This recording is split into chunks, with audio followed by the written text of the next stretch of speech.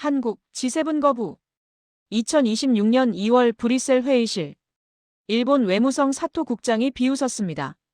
한국 따위가 감히 우리와 같은 테이블에. 그로부터 48시간 후. 한국 없는 미국 전략은 불가능합니다. 미국 국무부의 이 한마디에 회의장이 얼어붙었습니다. GDP 일본 추월, 무역흑자 세계 2위, 반도체 점유율 70%. 숫자 앞에서 일본은 침묵했고 한국 외교관은 선언했습니다.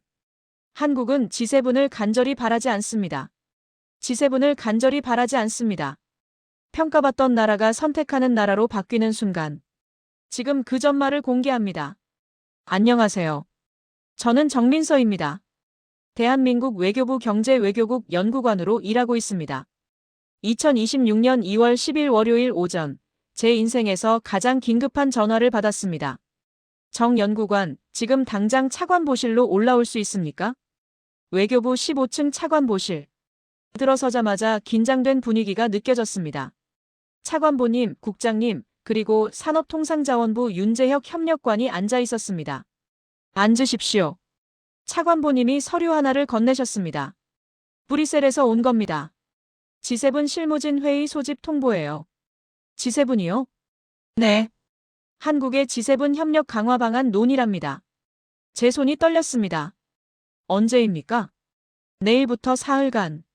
수요일까지요. 내일이요? 네. 오늘 밤 비행기 타야 합니다. 차관보님이 저를 똑바로 보셨습니다. 정 연구관이 가야 합니다. G7 경제 데이터 가장 잘 아는 사람이니까요. 준비 시간이 없습니다. 비행기 안에서라도 하세요. 윤재혁 협력관이 거들었습니다. 저도 동행합니다. 산업 데이터는 제가 맡겠습니다. 왜 이렇게 급합니까? 국장님이 답하셨습니다. 캐나다가 G7 의장국인데 한국을 정식 옵저버로 초청하자는 제안을 했답니다. 일본이 반대했고요. 차관보님이 덧붙이셨습니다. 그래서 긴급 실무회의래요. 우리를 평가하겠다는 겁니다. 저는 서류를 다시 봤습니다. 참석국 미국, 일본, 독일, 프랑스, 영국, 이탈리아, 캐나다, 그리고 EU 조정관. 준비하겠습니다. 고맙습니다. 대사관 김영호 공사님이 현지에서 지원할 겁니다. 사무실로 돌아와 책상에 앉았습니다. 42살. 외교관 경력 20회. 하지만 이런 임무는 처음이었습니다. 노트북을 열어 자료를 정리하기 시작했습니다. 한국 경제 지표, G7 국가별 비교 데이터, 최근 외교 동향. 오후 6시 윤재혁 협력관이 찾아왔습니다. 연구관님, 산업 데이터 정리했습니다. 고맙습니다. 같이 검토하죠. 우리는 밤늦게까지 자료를 만들었습니다. 10시가 넘어 집에 가서 짐을 쌌습니다. 고양이 나비가 발밑을 맴돌았습니다. 나비야, 며칠만 다녀올게. 인천공항행 새벽 5시 첫 차를 예약했습니다. 침대에 누웠지만 잠이 오지 않았습니다. G7. 세계 7대 선진국. 한국이 그 자리에 설 수 있을까? 아니, 우리가 증명해야 할까? 아니면 그들이 우리를 필요로 할까? 복잡한 생각 속에서 저는 겨우 잠들었습니다. 내일이면 브뤼셀입니다. 화요일 새벽 5시 인천공항이었습니다. 윤재혁 협력관과 만나 체크인했습니다. 연구관님, 비행기 안에서 자료 더 봐야겠습니다. 그러죠. 11시간 비행. 저는 노트북을 열어 데이터를 정리했습니다. 1. 경제 규모. 한국 1인당 GDP 달러 38,420 2025년. 일본 1인당 GDP 달러 36,850. 처음으로 일본을 추월했습니다. 2. 무역. 한국 무역 수지 달러 892억 흑자. 세계 순위 2위 독일 다음. 미국, 영국, 프랑스, 일본은 모두 적자였습니다. 3. 외교 네트워크. 한국 공관 187개 대사관 112, 총영사관 48, 대표부 27. 캐나다 175개. 우리가 더 많았습니다. 4. 신용등급. S&P 기준 한국 AA, 영국 AA.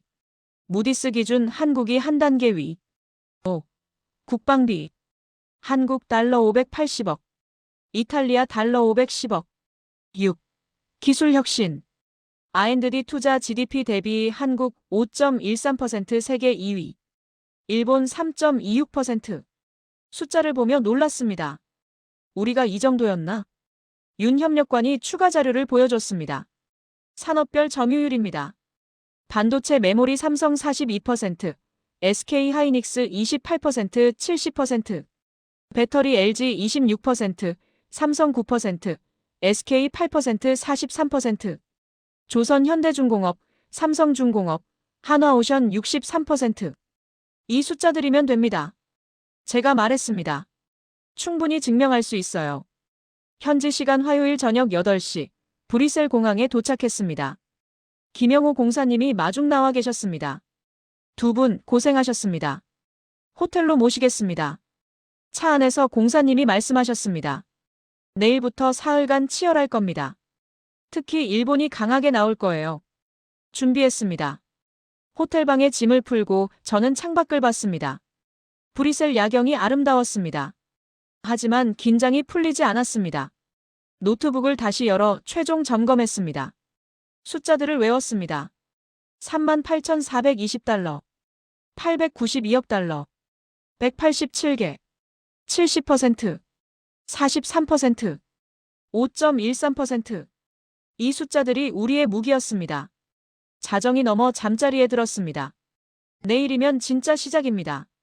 수요일 아침 8시 호텔 조식장에서 김영호 공사님을 만났습니다. 잘 주무셨습니까? 네, 공사님. 오늘 첫 회의가 10시입니다. 9시 반에 출발하죠. 윤재혁 협력관도 합류했습니다. 긴장되네요. 당연합니다. 하지만 우리 자료 믿으세요. 공사님이 브리핑하셨습니다. 참석자 명단입니다. 미국 국무부 동아시아 담당 부차관보, 일본 외무성 경제국장, 독일 경제부 차관. 이름들이 무거웠습니다. 프랑스 측에서 EU 조정관이 의장을 맡습니다. 피에르 뒤퐁이라는 사람인데 신중한 스타일이에요. 9시 반 차량이 호텔 앞에 섰습니다. EU 본부 인근 회의실로 향했습니다. 브뤼셀 시내는 차분했습니다. 오래된 건물들이 즐비했어요. 10시 10분 전 회의 건물에 도착했습니다. 3층 회의실. 문을 열고 들어갔습니다. 타원형 테이블에 각국 대표들이 앉아 있었습니다. 명찰이 놓여 있었어요. USA, 저펜, 저머니, 프랑스, UK, 이탈리, 캐나다, EU. 그리고 코리아. 우리 자리는 캐나다 옆이었습니다. 자리에 앉자 캐나다 대표가 손을 내밀었습니다. 마크 톰슨입니다. 캐나다 외교부 통상국장이에요. 정민서입니다. 만나서 반갑습니다. 저희가 이 회의를 제안했습니다. 한국과 함께 일하고 싶어서요. 그의 말이 위안이 됐습니다. 맞은편 일본 대표가 저를 봤습니다. 표정이 차갑더군요. 사토 켄지. 일본 외무성 경제국장. 10시 정각 의장 피에르 뒤퐁이 회의를 시작했습니다. 여러분 환영합니다. G7 실무진 회의를 시작하겠습니다. 그가 우리를 봤습니다. 한국 측 대표단도 함께 하셨습니다. 정민서 연구관님 환영합니다. 감사합니다. 이번 회의 목적은 명확합니다. 한국과 G7의 협력 강화 방안 논의입니다. 피에르가 서류를 펼쳤습니다. 사흘간 집중 논의하겠습니다. 회의가 시작됐습니다. 그리고 저는 곧 깨달았습니다. 이건 협력 논의가 아니라 평가였다는 것을요. 피에르가 말했습니다.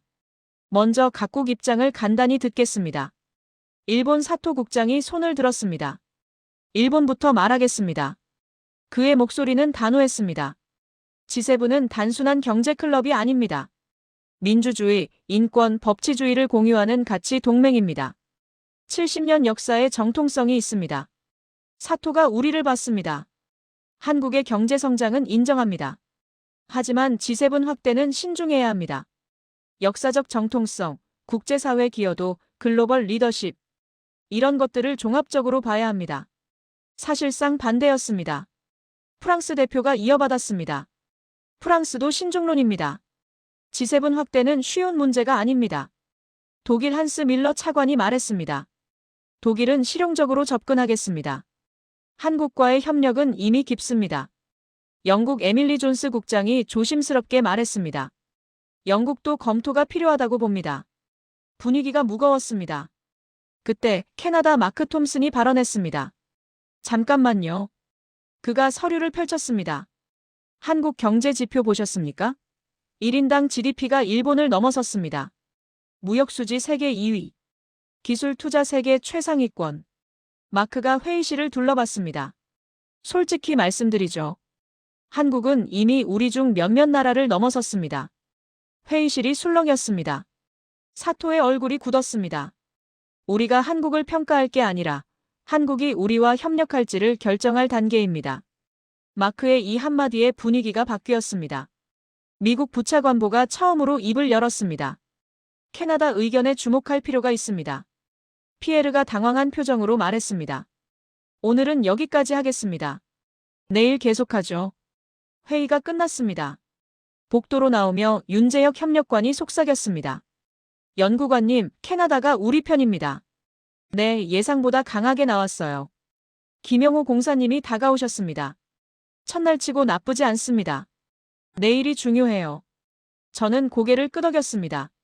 마크 톰슨의 말이 계속 울렸습니다. 한국은 이미 우리 중 몇몇을 넘어섰다. 정말 그럴까요? 숫자는 그렇게 말하고 있었습니다. 회의가 재개됐습니다. 피에르가 말했습니다. 이전 논의를 바탕으로 한국 측의 구체적 설명을 듣겠습니다. 저는 일어섰습니다. 감사합니다. 핵심 지표 중심으로 간략히 말씀드리겠습니다. 노트북을 열어 첫 슬라이드를 띄웠습니다. 경제 규모부터 보겠습니다. 그래프가 나타났습니다. 2025년 기준 한국 1인당 GDP 38,420달러, 일본 36,850달러. 구매력 기준으로도 한국이 앞섭니다. 사토의 얼굴이 굳었습니다. 무역 지표입니다. 한국 무역 수지 892억 달러 흑자, 세계 2위. 독일 다음입니다. 피에르가 메모했습니다. 외교 네트워크. 한국 공관 187개, 캐나다 175개. 아프리카와 중동에서 특히 활발합니다. 저는 마지막 슬라이드를 띄웠습니다. 기술혁신 투자. GDP 대비 R&D 5.13%, 세계 2위. 이스라엘 다음입니다. 반도체, 배터리, 조선 등 미래 산업 핵심 분야에서 글로벌 선도 위치를 차지하고 있습니다. 저는 발표를 마쳤습니다. 상세 자료는 배포해드렸습니다. 질문 받겠습니다. 사토가 손을 들었습니다. GDP가 높다고 G7 자격이 되는 건 아닙니다. 역사적 정통성, 국제 기여도. 마크 톰슨이 끼어들었습니다. 사토 국장님, 역사보다 현실을 보십시오. 그가 자료를 펼쳤습니다. 캐나다의 대한국 수입 연 80억 달러. 우리 경제의 한국은 이미 핵심입니다. 한스 밀러가 동의했습니다. 독일 자동차 산업의 전기차 전환, 한국 배터리 없이 불가능합니다. 에밀리 존스가 조용히 말했습니다. 영국도 인정합니다. 신용등급 비교 자료 봤습니다. 더 이상 부정할 수 없습니다. 미국 부차관보가 발언했습니다. 미국 관점에서 한마디만 하겠습니다. 그녀가 회의실을 둘러봤습니다. 반도체 공급망에서 한국은 핵심입니다. 삼성전자 텍사스 공장 170억 달러 투자 중입니다. 한국 없는 미국 전략은 상상할 수 없습니다. 침묵이 흘렀습니다. 피에르가 시계를 봤습니다. 점심시간입니다. 오후 2시에 재개하겠습니다. 사람들이 일어나 나갔습니다. 윤재혁 협력관이 제 옆으로 왔습니다. 연구관님, 분위기가 바뀌고 있습니다. 아직 멀었어요. 오후가 중요합니다. 김영호 공사님이 다가오셨습니다. 첫날치고 잘 풀리고 있습니다. 점심 드시면서 쉬십시오. 우리는 근처 레스토랑으로 갔습니다. 벨기에 샌드위치를 먹으며 오후 전략을 논의했습니다. 사토가 계속 저항할 겁니다. 제가 말했습니다. 하지만 미국이 우리 편이라는 게 확실해졌어요. 독일과 캐나다도요. 윤 협력관이 덧붙였습니다. 프랑스와 영국이 변수입니다. 공사님이 말씀하셨습니다. 두 나라가 움직이면 일본은 고립됩니다. 오후 2시 회의가 재개됐습니다. 그리고 진짜 논쟁이 시작됐습니다. 사토가 다시 발언했습니다. 오전 발표 잘 들었습니다. 하지만 우려가 있습니다. 그가 서류를 꺼냈습니다. G7 확대는 1998년 러시아 가입 이후 없었습니다. 그리고 러시아는 2014년 퇴출됐죠. 신중해야 합니다. 마크 톰슨이 반박했습니다. 러시아와 한국을 비교하십니까? 한국은 민주주의 국가입니다. 한스 밀러가 추가했습니다. 독일 입장에서 명확히 하겠습니다. 그가 데이터를 띄웠습니다. 한국은 독일의 8대 교역국입니다. 반도체, 배터리, 디스플레이. 우리 산업의 필수입니다. 더 이상 한국을 신흥국으로 볼 수 없습니다. 에밀리 존스가 입을 열었습니다. 영국도 인정할 부분이 있습니다. 그녀가 잠시 멈췄습니다. 신용등급이 같다는 것, 처음엔 믿기 어려웠습니다.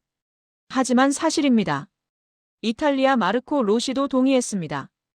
이탈리아도 현실을 봅니다. 국방비도 경제 규모도 한국이 앞섭니다. 미국 부차관보 제니퍼 마틴이 명확히 했습니다. 미국은 한국을 인도 태평양 전략의 핵심 파트너로 봅니다. G7 참여 여부와 별개로 양자 협력은 계속 강화할 것입니다. 분위기가 완전히 달라졌습니다. 한국을 평가하던 자리가 한국의 필요성을 논의하는 자리로 바뀌었습니다. 피에르가 정리했습니다. 오늘 논의는 여기까지입니다. 내일 계속하겠습니다. 회의가 끝나고 복도로 나왔습니다. 마크 톰슨이 다가왔습니다. 정 연구관님, 내일은 더 좋을 겁니다. 한스 밀러도 악수를 청했습니다. 독일은 한국을 지지합니다. 호텔로 돌아가는 차 안에서 공사님이 말씀하셨습니다. 하루 만에 판세가 바뀌었습니다. 네, 믿기지 않습니다. 숫자의 힘입니다. 부정할 수 없는 사실이니까요. 저는 창밖을 봤습니다. 브뤼셀 거리가 지나갔습니다. 내일이면 결정될 것입니다. 회의가 잠시 휴식에 들어갔습니다. 복도로 나왔습니다. 사람들이 조용히 이야기를 나누고 있었어요. 정 연구관님. 뒤에서 목소리가 들렸습니다. 에밀리 존스였습니다. 국장님. 잠깐 산책하실래요? 좋습니다. 건물 밖 공원 벤치에 앉았습니다. 에밀리가 먼저 입을 열었습니다. 아까 회의실에서는 공식 입장만 말했지만 개인적으로는 복잡합니다. 어떤 점이요? 제가 재무부에서 일한 지 20년쯤 됐어요. 늘 영국이 세계 경제의 중심이라고 믿었죠. 그녀가 하늘을 올려다봤습니다. 하지만 브렉시트 이후 많은 게 무너졌습니다. 신용등급 하락, 투자 감소. 오늘 신용등급 비교봤죠? 한국과 영국이 같은 등급. 처음엔 믿지 않았어요. 에밀리가 저를 똑바로 봤습니다. 제국의 후예라는 자부심이 숫자 앞에서는 아무 의미가 없더군요. 국장님, 위로는 필요 없어요. 저는 현실주의자예요. 그녀가 공원 나무들을 바라봤습니다. 한국이 우리를 따라잡은 게 아닙니다. 한국은 한국의 길을 간 거예요. 오후 세션에서 제가 명확히 말하겠습니다. 영국은 실용적 접근을 택하겠다고요. 건물로 돌아오는 길에 윤재혁 협력관과 마르코 로시를 만났습니다. 마르코가 말했습니다. 솔직히 이탈리아는 지금 어렵습니다. 경제는 정체됐고 젊은 인재들은 떠나죠. 국방비 보셨죠? 한국이 우리보다 많이 씁니다. 그가 쓴웃음을 지었습니다. 제 동생이 작년에 현대 전기차를 샀어요. 로마에서요. 과거의 영광은 현재를 먹여 살리지 못합니다. 회의실로 돌아가며 생각했습니다. 그들은 이미 알고 있었습니다. 세계가 변했다는 것을, 한국이 그 변화의 중심에 있다는 것을요. 오후 세션이 시작됐습니다. 피에르가 말했습니다. 오전 발표 잘 들었습니다. 각국 의견을 듣겠습니다. 마크 톰슨이 먼저 나섰습니다. 캐나다는 명확합니다. 한국은 이미 우리 경제의 핵심 파트너입니다. 그가 강조했습니다. 인도 태평양 전략에서도 공급망 안보에서도 한국은 필수입니다. 한스 밀러가 이어받았습니다. 독일도 같은 입장입니다. 한국과의 협력 없이 우리 산업의 미래는 없습니다. 특히 전기차, 배터리, 반도체 분야에서요. 에밀리 존스가 조심스럽게 말했습니다. 영국도 실용적 접근을 택하겠습니다. 그녀가 잠시 멈췄습니다. 과거의 특권보다 현재의 협력이 중요합니다. 마르코 로시도 고개를 끄덕였습니다. 이탈리아도 동의합니다. 우리도 한국과의 협력을 원합니다. 미국 부차관보가 발언했습니다. 미국은 이미 입장을 밝혔습니다. 한국은 우리의 핵심 파트너입니다. 그녀가 단호하게 말했습니다. 한국 없는 인도-태평양 전략은 불가능합니다. 회의실 분위기가 완전히 바뀌었습니다. 사토는 침묵했고 피에르는 펜만 만지작거렸습니다. 피에르가 정리했습니다. 대다수가 한국과의 협력 강화에 동의하는 것으로 보입니다. 내일 구체적 방안을 논의하겠습니다. 회의가 끝났습니다. 복도로 나오는데 한스 밀러가 저를 불렀습니다. 정 연구관님, 독일은 한국과의 협력을 적극 환영합니다. 그가 명함을 건넸습니다. 베를린에 오시면 연락주세요. 감사합니다, 차관님. 엘리베이터를 타고 내려오며 윤 협력관이 말했습니다. 연구관님, 이긴 것 같습니다. 저는 고개를 저었습니다. 아직입니다. 내일 최종 정리가 남았어요. 건물 밖으로 나왔습니다. 저녁 공기가 차가웠어요. 김영호 공사님이 말씀하셨습니다. 오늘 저녁은 제가 대접하겠습니다. 근처 벨기에 레스토랑으로 갔습니다. 건배합시다. 대한민국을 위하여. 대한민국을 위하여. 우리는 잔을 부딪혔습니다. 공사님이 말씀하셨습니다. 20년 전과는 완전히 다릅니다. 이제는 그들이 우리를 필요로 합니다. 저는 맥주를 한 모금 마셨습니다. 첫 고비는 넘었습니다. 하지만 진짜 승부는 내일이었습니다. 회의 셋째 날 목요일 아침이었습니다. 오늘 분위기는 달랐습니다. 미국 대표단이 일찍 도착해 있었고 부차관보 옆에 추가 인원이 2명 더 있었어요. 피에르가 회의를 시작했습니다. 셋째 날 회의를 시작하겠습니다. 미국 부차관보가 손을 들었습니다. 조정관님, 미국이 먼저 발언해도 될까요? 물론입니다. 제니퍼 마틴이 일어섰습니다. 여러분, 지난 이틀간 생산적인 논의였습니다. 그녀의 목소리는 차분했지만 단호했어요. 미국은 그동안 중립적 입장을 유지했습니다. 하지만 이제 명확히 하겠습니다. 침묵이 흘렀습니다. 미국의 인도 태평양 전략에서 한국은 핵심 축입니다. 그녀가 태블릿을 꺼내 화면을 공유했습니다. 미국 반도체 산업의 40%가 한국산 메모리에 의존합니다. 배터리도 마찬가지입니다. 제니퍼가 다음 슬라이드로 넘어갔습니다. 트럼프 행정부 2기의 기조는 실용주의입니다. 우리는 결과를 봅니다. 한국은 결과로 증명했습니다. 그녀가 목소리를 높였습니다. 한국 없는 미국 전략은 상상할 수 없습니다. 사토의 얼굴이 창백해졌습니다. 제니퍼가 마지막 슬라이드를 띄웠습니다. 화면에 문장이 크게 나타났습니다. 더 유나이티드 스테이츠 서포츠 코리어즈 엔핸스트 엔게이지먼트 위드 G7. 미국은 한국의 G7 협력 강화를 지지합니다. 그녀가 더 명확히 말했습니다. G7이 한국을 초대하지 않는다면 미국은 별도로 한국과의 협력을 강화할 것입니다. 사실상 최후 통첩이었습니다. 마크 톰슨이 입을 열었습니다. 미국 의견에 전적으로 동의합니다. 한스 밀러가 동의했습니다. 독일도 같은 입장입니다. 에밀리 존스가 조심스럽게 말했습니다. 영국도 실용적 접근을 지지합니다. 마르코 로시도 고개를 끄덕였습니다. 이탈리아도 동의합니다. 피에르가 사토를 봤습니다. 일본 측 의견은 어떻습니까? 사토가 천천히 고개를 들었습니다. 일본은 다수 의견을 존중하겠습니다. 사실상 항복이었습니다. 마크가 웃으며 말했습니다. 좋습니다. 그렇다면 구체적 협력 방안을 논의합시다. 피에르가 서류를 뒤적였습니다. 한국의 G7 옵저버 참여를 전제로 논의하겠습니다. 저는 윤재혁 협력관과 눈을 마주쳤습니다. 드디어 넘었습니다. 평가에서 협력으로요. 점심시간 제니퍼 마틴이 저를 불렀습니다. 정 연구관님, 잠깐 이야기 나눌 수 있을까요? 조용한 회의실로 들어갔습니다. 워싱턴에서도 한국에 대한 평가가 바뀌고 있습니다. 제니퍼가 말했습니다. 트럼프 대통령은 실용주의자예요. 숫자를 봅니다. 한국의 성과는 부정할 수 없죠. 오늘 제가 그렇게 강하게 나온 건 워싱턴의 지시입니다. 미국은 한국을 인도 태평양 전략의 중심에 놓기로 했어요. 감사합니다. 상호 이익입니다. 우리도 한국이 필요하거든요. 오후 회의는 순조롭게 진행됐습니다. 구체적 협력 분야, 참여 방식, 일정이 논의됐어요. 그날 저녁 호텔에서 차관보님과 화상회의를 했습니다. 정 연구관 잘하고 있습니다. 내일 최종 합의만 남았네요. 네, 차관보님. 기억하세요. 이건 시작입니다. 화상회의를 마치고 창밖을 봤습니다. 중간 지점을 넘었습니다. 평가받는 위치에서 선택하는 위치로요. 금요일 아침 회의 마지막 날이었습니다. 피에르가 준비한 합의문 초안을 돌렸습니다. G7 대한민국 협력 강화 방안.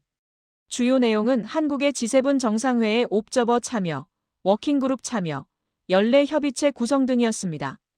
마크가 말했습니다. 캐나다는 동의합니다. 한스, 에밀리, 마르코도 차례로 동의했습니다. 제니퍼 마틴도 고개를 끄덕였습니다.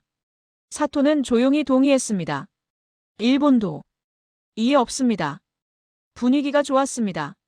순조롭게 마무리되는 것 같았어요. 그때 피에르가 갑자기 멈췄습니다. 잠깐, 그런데 한 가지 더 확인하고 싶습니다. 정 연구관님. 네. 피에르가 조용히 물었습니다. 한국은 정말 G7이 필요합니까? 저는 긴장했습니다. 어제 말씀하셨죠? 한국은 G7을 간절히 바라지 않는다고요. 네, 그렇게 말씀드렸습니다. 그렇다면 굳이 우리의 승인이 필요한가요? 우리와 협력하지 않아도 한국은 잘할 수 있지 않습니까? 이건 함정이었습니다. 필요하다고 하면 아래에 있다는 뜻이고 필요 없다고 하면 왜 여기 왔나라는 반박이 돌아오겠죠. 침묵이 흘렀습니다. 저는 천천히 일어섰습니다. 조정관님, 정말 좋은 질문입니다. 제 목소리는 차분했습니다. 솔직하게 답변드리겠습니다. 한국은 G7이 절실히 필요하지 않습니다. 피에르의 입꼬리가 올라갔습니다. 우리는 이미 충분한 역량을 갖췄으니까요. 저는 잠시 멈췄습니다. 하지만 질문을 바꿔보겠습니다. 제가 피에르를 똑바로 봤습니다. G7은 한국 없이 21세기 과제를 해결할 수 있습니까? 피에르의 표정이 굳었습니다. 인도 태평양 전략, 반도체 공급망, 배터리 산업, 북한 문제, 중국 견제. 저는 하나씩 짚어갔습니다. 한국 없이 가능합니까? 제 목소리가 강해졌습니다.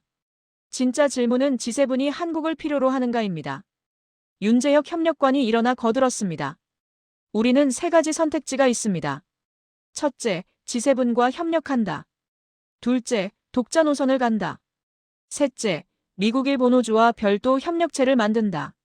선택권은 우리에게 있습니다. 마크 톰슨이 박수를 쳤습니다. 정확합니다.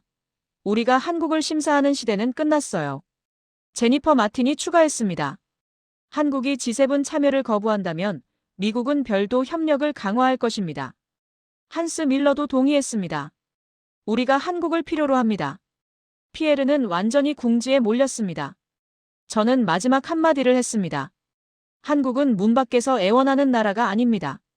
우리는 문을 열고 들어갈지 다른 문으로 갈지를 선택하는 나라입니다. 회의실이 정적에 휩싸였습니다. 마크가 웃으며 말했습니다. 완전히 역전됐습니다. 평가하는 쪽과 평가받는 쪽이요. 피에르가 잠시 침묵하다가 말했습니다. 알겠습니다. 프랑스는 합의문에 서명하겠습니다. 휴식 시간이 됐습니다. 윤 협력관이 안도의 한숨을 쉬었습니다. 정말 아찔했습니다. 김영호 공사님이 다가오셨습니다.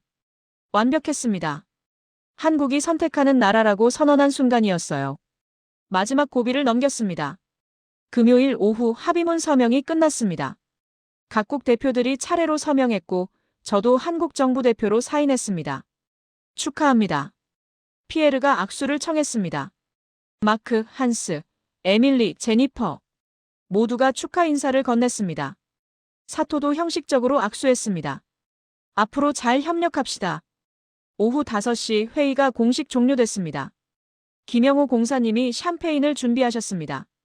축하합니다. 대한민국 외교의 새 역사입니다. 대한민국을 위하여. 저녁 8시 호텔로 돌아왔습니다. 혼자 있고 싶어서 먼저 들어갔습니다. 방 창문을 열었습니다. 브뤼셀 야경이 펼쳐졌어요. 창가에 앉아 지난 일주일을 떠올렸습니다. 월요일 긴급 호출부터 오늘 서명까지 20회 외교관 인생이 이 순간으로 모였습니다.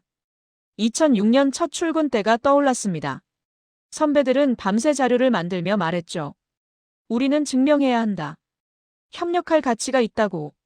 그때는 당연했습니다. 우리는 작았으니까요. 하지만 오늘은 달랐습니다. 우리가 증명하지 않았습니다. 그들이 인정했습니다. 휴대전화가 울렸습니다. 외교부 차관보님 메시지였습니다. 축하합니다. 큰 성과입니다. 동료들 단톡방에서 민서야, 대단해. 메시지들을 보며 웃었지만 무거움도 느꼈습니다. 이제 시작이구나. G7 협력이 시작되면 더 많은 책임이 따릅니다. 샤워를 하고 침대에 누웠습니다. 천장을 바라봤습니다. 이재명 대통령님의 취임사가 떠올랐습니다. 대한민국은 더 이상 쫓아가는 나라가 아닙니다. 스스로 길을 만드는 나라입니다. 오늘 우리는 그걸 증명했습니다. 눈물이 났습니다. 기쁨과 안도와 자부심이 섞인 눈물이었습니다. 그리고 조금의 두려움도요. 하지만 괜찮았습니다. 우리는 준비돼 있었으니까요. 눈을 감았습니다. 내일이면 서울로 돌아갑니다. 진짜 일이 시작될 것입니다. 하지만 오늘 밤만큼은 이 순간을 느끼고 싶었습니다. 한국이 더 이상 문 밖에 서 있지 않다는 것을, 선택하는 나라가 됐다는 것을. 그렇게 생각하며 잠들었습니다. 브뤼셀 2월의 밤. 제 마음은 따뜻했습니다. 토요일 아침 브뤼셀 공항이었습니다. 김영호 공사님이 배웅 나오셨어요. 수고 많으셨습니다. 후속 조치 잘 부탁드립니다. 물론입니다. 비행기는 오전 11시에 이륙했습니다. 기내에서 외교부 장관님께 보고서를 작성했습니다. 브뤼셀 G7 실무진 회의 결과 보고. 주요 내용을 정리했습니다. 현지 시간 일요일 오전 6시 인천공항에 착륙했습니다. 외교부 직원이 기다리고 있었습니다. 정민서 연구관님 수고하셨습니다. 바로 외교부로 모시겠습니다. 지금이요? 일요일인데요? 네, 차관보님께서 비상회의를 소집하셨습니다. 1시간 후 외교부 청사에 도착했습니다. 15층 차관보실 회의실에 여러 사람이 모여 있었습니다. 정 연구관 고생 많았습니다. 차관보님이 박수를 치셨고 다른 분들도 따라 쳤습니다. 저는 브리핑했습니다. 회의 경과, 각국 반응, 최종 합의. 질문이 쏟아졌습니다. 1시간 반 동안 브리핑이 계속됐어요. 마지막에 차관보님이 말씀하셨습니다. 내일 장관님께 보고 올라갑니다. 그리고 청와대 보고도 준비해야 해요. 청와대요? 네. 대통령님께서 직접 브리핑을 들으시겠답니다. 수요일 오후 2시입니다. 월요일, 화요일. 저는 청와대 보고 자료를 준비했습니다. 핵심만 간추려서 대통령님이 이해하기 쉽게. 수요일 오후 1시. 저는 윤재혁 협력관과 함께 청와대로 향했습니다. 소규모 회의실이었습니다. 국가안보실장님, 외교부 장관님, 산업부 장관님이 먼저 와 계셨습니다. 2시 정각. 이재명 대통령님이 들어오셨습니다. 편하게 앉으십시오. 대통령님은 소탈하게 손을 흔드시며 자리에 앉으셨어요. 브뤼셀에서 수고 많으셨다고 들었습니다. 직접 들어보고 싶습니다. 저는 프레젠테이션을 시작했습니다. 브뤼셀 회의 경과, 주요 쟁점, 최종 합의. 대통령님은 집중해서 들으셨습니다. 중간중간 질문하셨어요. 발표가 끝나고 대통령님이 조용히 물으셨습니다. 정 연구관님, 그래서 어떻게 생각하십니까? 우리가 G7에 들어가야 합니까? 저는 잠시 생각했습니다. 그리고 솔직하게 답했습니다. 대통령님, 중요한 건 들어갈 자격이 아니라 우리에게 필요한가입니다. 계속하세요. 브뤼셀에서 제가 본 건 그들이 우리를 필요로 한다는 사실이었습니다. 이제는 우리가 선택할 차례입니다. G7과 협력하는 게 국익에 맞으면 하고 아니면 독자 노선을 가면 됩니다. 대통령님이 미소 지으셨습니다. 잘 들었습니다. 대한민국은 더 이상 누군가의 승인을 기다리지 않겠습니다. 회의가 끝나고 청와대를 나왔습니다. 서울거리. 익숙한 풍경. 하지만 이제는 다르게 보였습니다. 이 나라가 더 이상 누군가를 쫓아가지 않는다는 것. 스스로 길을 선택한다는 것. 수요일 저녁 외교부로 돌아왔습니다. 차관보님이 저를 따로 불러 말씀하셨습니다. 다음 주 금요일 외교부 전체 세미나가 있습니다. 거기서 브뤼셀 결과를 공유하면 좋겠습니다. 제가 발표하는 겁니까? 네. 목요일, 금요일. 저는 세미나 자료를 준비했습니다. 대한민국 외교의 새로운 지평. 다음 주 금요일 오후 2시. 외교부 대강당이 외교관들로 가득 찼습니다. 약 200명 정도 모였어요. 저는 단상에 섰습니다. 안녕하십니까? 경제외교국 정민서 연구관입니다. 발표를 시작했습니다. 브뤼셀 회의 경과 주요 순간들. 마지막 슬라이드를 띄웠습니다. 이번 회의가 우리에게 주는 의미. 20회 전 선배님들께서 하시던 말씀이 있습니다.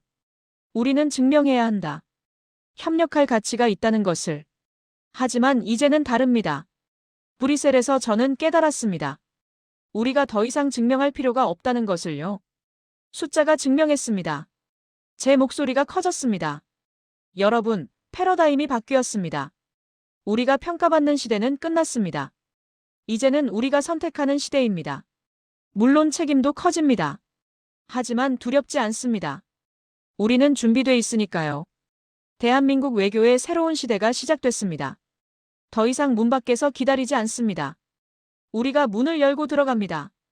박수가 터졌습니다. 기립박수였습니다. 발표가 끝나고 많은 분들이 축하해 주셨습니다. 후배 외교관 한 명이 다가왔습니다. 선배님, 브뤼셀에서 두렵지 않으셨어요? 물론 두려웠죠. 그런데 어떻게 당당하게 말씀하셨어요? 숫자를 믿었어요. 그리고 대한민국을 믿었습니다. 그날 저녁 동기들과 저녁 식사를 했습니다. 민서야, 축하한다. 20년 전 생각나니? 언젠가 한국도 선진국 대접받겠지 했잖아. 이제 현실이 됐네. 저는 소주를 한 잔 마셨습니다. 브뤼셀에서 느낀 건데 이게 끝이 아니야. 무슨 뜻이야? G7 들어가는 게 목표가 아니란 뜻이지. 우리는 이제 더 큰 책임을 져야 해. 다음 주 월요일. 차관보님이 전화하셨습니다. 정 연구관, 다음 달부터 G7 협력 TF가 출범합니다. TF장을 맡아주셨으면 합니다. 제가요? 당연하죠. 브뤼셀 회의를 성공적으로 이끌었으니까요. 최선을 다하겠습니다. 복도 창문 앞에 섰습니다. 서울 시내가 내려다 보였어요. 이 도시, 이 나라. 그리고 이제 선택하는 나라. 제 휴대전화가 울렸습니다. 윤재혁 협력관이었습니다. 연구관님, 축하드립니다. 저도 TF 합류하게 됐습니다. 잘 됐네요. 앞으로 바쁠 겁니다. 각오하고 있습니다. 사무실로 돌아가 책상에 앉았습니다. 노트북을 열어 새 파일을 만들었어요. G7 협력 TF 운영 계획안. 타이핑을 시작했습니다. 새로운 장이 펼쳐지고 있었습니다. 석 달 후, 2026년 5월. 청와대 영빈관이었습니다. G7 정상회의를 한 달 앞두고 외교부는 대통령님께 최종 브리핑을 올렸습니다. 저는 G7 협력 TF장 자격으로 참석했어요. 이재명 대통령님이 물으셨습니다. 그래서 우리는 어떤 입장을 취하면 좋겠습니까? 장관님이 답변하셨습니다. G7 정상회의 옵저버 참석을 제안받았습니다. 참석하는 게 국익에 부합합니다. 다만 동등한 파트너로서 참여한다는 점을 명확히 해야 합니다. 저는 보충 설명을 했습니다. 대통령님, G7은 더 이상 세계 경제를 독점하지 못합니다. 1990년 G7의 세계 GDP 점유율 68%였지만 2025년에는 43%로 떨어졌습니다. G7이 우리를 필요로 하는 이유가 바로 이겁니다. 참석은 하되 조건을 분명히 해야 합니다. 첫째, 우리는 G7의 결정을 무조건 따르지 않습니다. 둘째, 우리도 의제를 제안합니다. 셋째, 필요하다면 다른 협력 채널도 열어둡니다. 대통령님이 미소 지으셨습니다. 좋습니다. 그렇게 하겠습니다. 여러분, 대한민국은 이제 선택하는 나라입니다. 우리가 누군가의 승인을 구걸하던 시대는 끝났습니다. 브리핑이 끝나고 청와대를 나왔습니다. 5월에 서울은 화창했습니다. 다음 날 외교부 사무실. 저는 6월 이탈리아 G7 정상회의 준비 자료를 검토하고 있었습니다. 기후변화, 우크라이나, 중동, 인도, 태평양. 하나하나가 복잡한 이슈였습니다. 브뤼셀에서 온 메시지가 왔습니다. 마크 톰슨이었습니다. 정 TF장님, 6월 회의에서 뵙기를 기대합니다. 저는 답장을 보냈습니다. 감사합니다. 우리도 준비하고 있습니다. 오후 TF 회의를 소집했습니다. 여러분, 6월 회의까지 한 달 남았습니다. 힘들겠지만 우리는 할 수 있습니다. 브뤼셀에서 증명했잖아요. 회의가 끝나고 저는 창밖을 봤습니다. 석 달 전 브뤼셀의 그 순간이 떠올랐습니다. 한국은 G7을 간절히 바라지 않습니다. 그 말이 진실이었습니다. 하지만 동시에 협력의 가치도 알고 있었습니다. 기후변화, 전쟁, 빈곤. 이런 문제들은 함께 해결해야 했습니다. 그래서 우리는 선택했습니다. G7과 협력하기로요. 동등한 파트너로서요. 그날 저녁 집으로 돌아가는 지하철. 사람들로 붐볐어요. 저는 그들을 보며 생각했습니다. 이 사람들을 위해 잘해야 해. 외교는 이 사람들의 일자리, 안전, 미래를 지키는 일이었습니다. 집에 도착해 고양이 나비를 안았습니다. 나비야, 다녀왔어. 발코니로 나가 서울 야경을 봤습니다. 반짝이는 불빛들, 살아 숨쉬는 도시. 20해 전 제가 외교관이 됐을 때 한국은 아직 개발도상국 이미지를 벗지 못하고 있었습니다. 하지만 지금은 달랐습니다. 우리는 더 이상 꿈꾸지 않았습니다. 실현했으니까요. 핸드폰이 울렸습니다. 어머니였어요. 민서야, 뉴스 봤니? 내가 나왔더라. 엄마, 과장하시네요. 아니야. 정말 자랑스러워. 열심히 할게요. 전화를 끊고 다시 야경을 봤습니다. 42살. 20해 외교관 인생. 저는 계속 이 길을 걸을 것입니다. 대한민국이 선택하는 나라로 남도록, 당당한 나라로 서도록. 브뤼셀에서 시작된 변화는 계속될 것입니다. 그리고 저는 그 변화의 한가운데에 있을 것입니다. 노트북을 열어 내일 할 일을 작성했습니다. 할 일이 산더미였습니다. 하지만 괜찮았습니다. 이 일이 의미 있으니까요. 눈을 감았습니다. 마지막으로 떠오른 생각은 이것이었습니다. 이건 끝이 아니야. 시작이지. 그리고 저는 잠들었습니다. 내일을, 대한민국의 미래를 꿈꾸며. 여러분, 이 이야기가 도움이 되셨다면 구독과 좋아요 부탁드립니다. 댓글로 여러분의 생각을 들려주세요.